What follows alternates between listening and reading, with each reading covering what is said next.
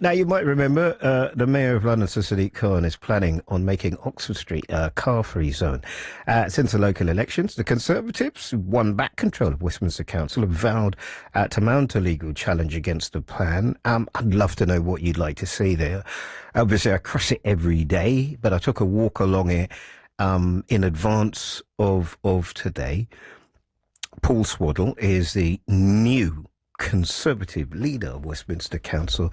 Thanks for coming in. I really appreciate it. My pleasure. Congratulations. Thank you very much. Were you always confident? I mean, our political editor told me that you'd won a couple of wards anyway, so it was already going to be close, wasn't it? Well, look, the tide was in our direction.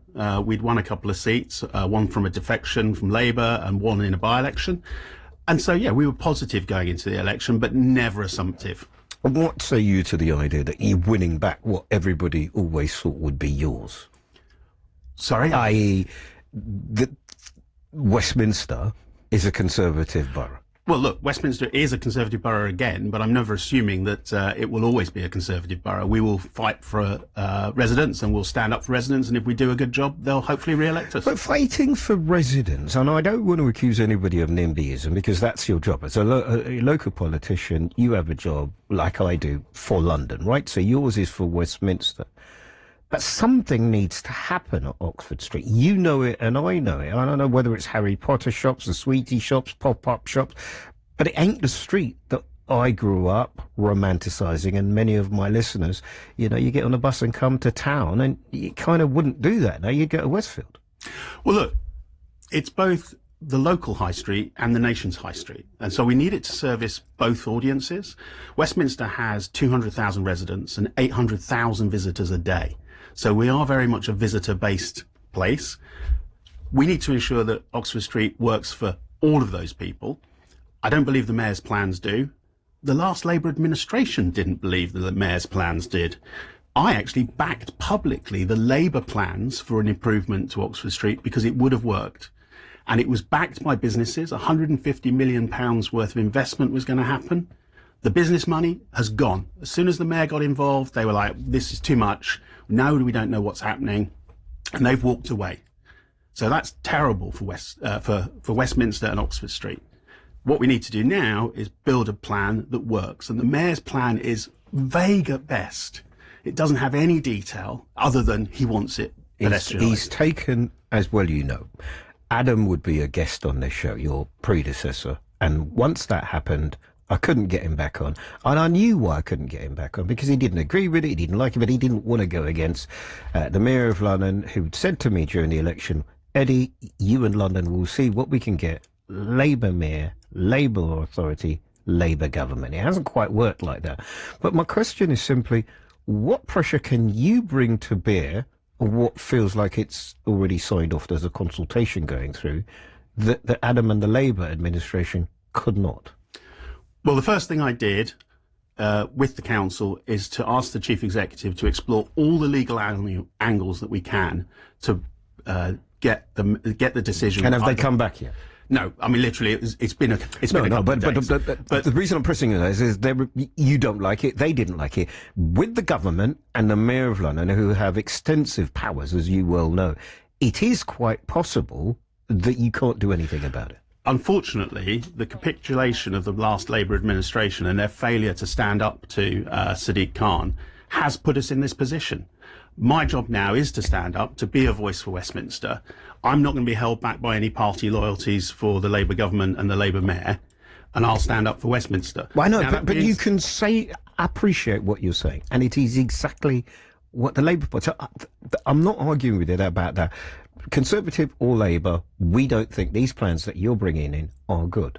My question is, what can you do? Now, let me just tell you, a spokesman for the Mayor of London, ahead of your visit, has said the Mayor is moving ahead rapidly with the pedestrianisation of Oxford Street and hopes to see the first section going traffic free by the end of this summer. So we're talking about September, October time. He looks forward to continuing to work closely with all stakeholders on these plans to create a beautiful pedestrian-friendly public space for shopping, events, enjoyment, and making Oxford Street a place for all. I just want to tell you that's the first thing I've read with my new glasses. I just want to tell you that. Okay? Well done. I had a bit of problems when I got mine. they were giving me jip for a few days. Thank you. So again, you can battle, but there may not be anything you can do about it. Well, what we can do is we can make sure that the Mayor listens to the residents' concerns and also the visitors' concerns about getting along Oxford Street, about step-free access at Oxford Circus, not on his plan, a total must if we're going to get this Oxford Street really pumping again. Oxford Circus station is not step-free, and as you know probably from being local to Oxford Circus, often closed because they can't get enough people in and out. It's overcrowded. But I made this point, and one of my challenged in terms of mobility producers pointed out that it's easy for me to say they've got step-free at Tottenham Court Road and they've got it at Bond Street, but it is quite a bit between. It's a mile long. A lot of residents are really concerned about that. What I didn't understand as a, I speak as a London resident, as somebody who's in the centre of town and somebody who's hosting a show for Londoners. What I didn't understand is why maybe your first message wasn't more about conciliation, wasn't, I am trying to have a meet with the Mayor of London as soon as possible. The first thing that came out was, we are considering legal action. That makes it very confrontational, doesn't it? I think he needs to know that I'm not going to be a pushover. He is the Mayor of London, but I'm the leader of Westminster Council. So have you asked for a meeting with him? Yeah, we're starting to talk about having a meeting. We were due to actually meet the Mayor's Development Corporation this coming Friday. Unfortunately, that's been cancelled. And I will be meeting Sadiq Khan at the earliest possible opportunity. And I do want to make sure that Oxford Street works for everyone. If we cannot stop him in the current format, then I will want to make sure that it delivers as much as possible for Westminster. This is an introduction interview with the brand new leader of Westminster Council. We started with a pedestrianisation of Oxford Street, but Paul Swaddle, a lot. Let me ask you, and it is not on my show today, but as a Londoner, and as somebody reads a paper, I have to ask you, that was quite some feat by the Metropolitan Police. What sort of, two demonstrations taking place on opposite ends of the scale in our city.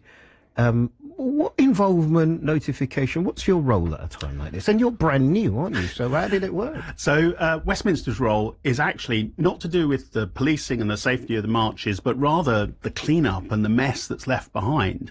So Westminster spends an inordinate amount of money clearing up after these protests. And the fact that they're week in, week out, it's a big cost, and we don't get any additional funding for that. But I have to say, the Met did an amazing job, not just 2 marches, but also the FA Cup final. Yeah. And it all went off pretty well.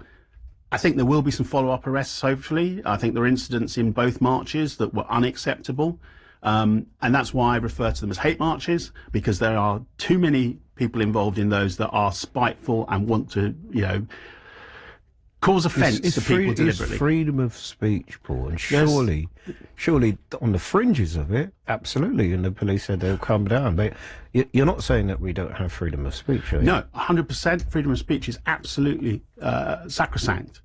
But there are some people involved in both of those demonstrations. So does that mean you ban it because a minority of people do stuff? No, those people need to be arrested. That's a Met Police. I've also written to the Home Secretary and asked them not to stop them, but to just stop the repetitive nature of them. Some of these marches are happening almost every week in Westminster, and I'm getting letters from residents and visitors who are put off. My own son was travelling across Westminster on Saturday and rang me to check what the conditions in Westminster might be, because he was concerned he might get caught up in the trouble. He isn't the only one. I think people like me were not coming into town at all. I understand what you're saying, but I do think in a democracy we sacrifice feeling uncomfortable for the power of people to be able to speak on issues that they feel passionately about. I'm not trying to restrict those people, but the carrying out of that should not impact everybody else. It's not a cost of one above the other. When are we going to get the rickshaws sorted out? And I mean, I've long argued it against them, because I don't think people should be paying 200 quid. But you come out of the West End Theatre and they're playing all the songs that you've just heard. And there are lots of people visiting our great city. I know, because I'm told by the Mayor's Deputy for, Will Norman, for walking and cycling, that stuff is coming. When can we expect that? So this has started quite a long time ago. This was a Conservative bill that was brought forward by Nikki Aitken, the previous MP in Westminster, and she brought forward the pedicabs bill. It's been so slow with TfL. They consulted, and now they've consulted again, and now they're finally implementing, and even the implementation is a slow roadmap. It does need to be brought forward as quickly as possible. I think it's atrocious for the city. It's terrible. Every time I see one and I see a tourist getting in it... people like them. Again, it might not be what you and I would like, but the people clearly like them and they get in, and it's part of... They don't coming like them when they're getting out, when they're paying 200 quid. Quite often. And that's the problem, is that the pedicabs will be allowed under the regulations, but with strict regulations. So...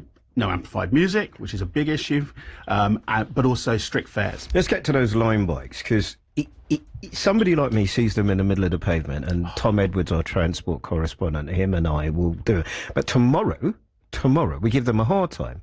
Tomorrow, when that strike is on, when the RMT decide to walk out, there will be hundreds of thousands of Londoners who will turn to those line bikes. They have become essential. How do we just get them back? Have you got more? I walked down the other day and you've started putting in places where they can actually be on the pavement but not in anybody's way. Where are you with that? Well, first of all, other brands are available. But Forest, I know. Sorry, it's the line one. BBC. But it's the line one I normally fall over. So I have to say, I find myself doing the same thing, and I've trained myself to say dockless bikes. It is true that they are being parked very badly by some users, but they are actually vital for our city. They're a great sustainable way to get around. I use them. I'm not some anti-cyclist. I cycled here today. So it's important that we get it right, and that means working with the firms and ensuring that there are enough places to park them safely, but also the firms ensuring that they police it. There was a bike rack just around the corner from here, actually, massively overflowing. Now, those bike operators know there are too many bikes there because they've got the data from the devices on the bikes. They should be down there clearing them up. I think it's a bit like the electric bike and the scooters. It feels to me like legislation is catching up with technology, and that's what frustrates so many people.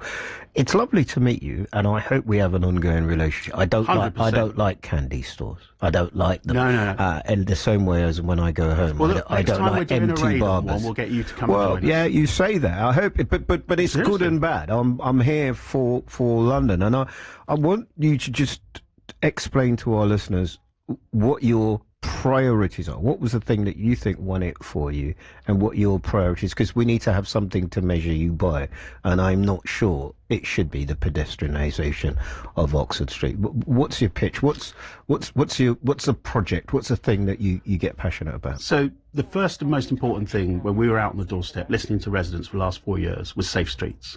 That is their number one concern. And I know you've got a guest on later talking about knife crime and how to deal with that. And it's vital that we as Westminster Council and the Met Police use all our powers to make our streets safe. The second was a clean city. Having a clean city is vital. It's what people see, both visitors and residents. When you're tripping over refuse in the street, that is not a capital city we would be proud of. And I want a capital city that everybody is proud of. And the last is that we would have a plan of action, much more than just Oxford Street.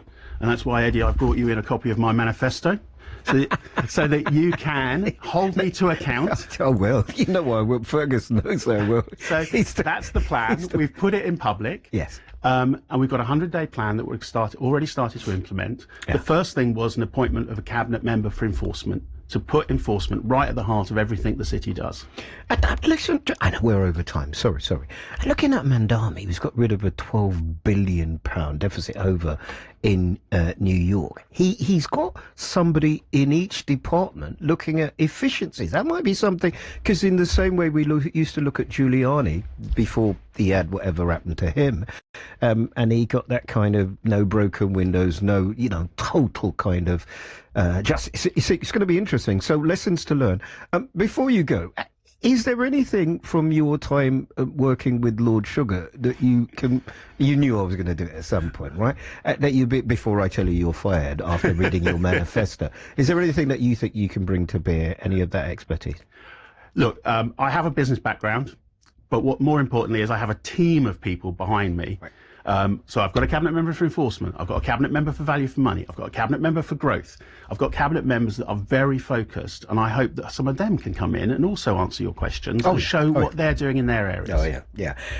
Just look out for how much of your budget is spent on social care, because it's big amounts, isn't it? Lovely to meet you, Paul. Paul Swaddle, their new leader of Westminster Council.